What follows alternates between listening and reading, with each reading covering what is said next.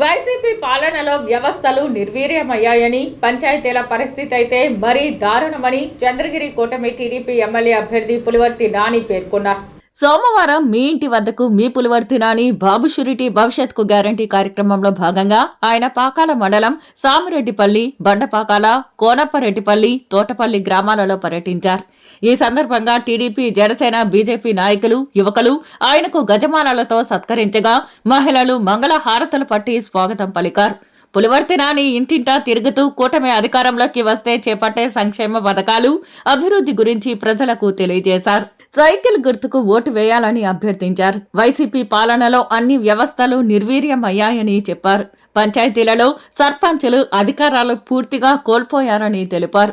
TDP కూటమి అధికారంలోకి రాగానే పంచాయతీలను బలోపేతం చేస్తామని తెలిపారు. ఎమ్మెల్యే చెవిరెడ్డి భాస్కర్ రెడ్డిని ప్రజలు నమ్మే పరిస్థితి లేదన్నారు. 2 సార్లు గెలిచి 4 పదవులు ఉన్నా నియోజకవర్గం అభివృద్ధికి తోడ్పడింది ఏమీ లేదన్నారు. టీడీపీ ప్రభుత్వం అధికారంలోకి వచ్చిన వెంటనే తుడా కుంభకోణంపై కమిటీ వేసి నిజానిజాలు నిగ్గు తేల్చుతామని స్పష్టం చేశారు. సైకిల్ గుర్తుకు ఓటు వేసి తెలుగుదేశం పార్టీని అత్యధిక మెజారిటీతో గెలిపించాలని పులివర్తి నాని కోరారు.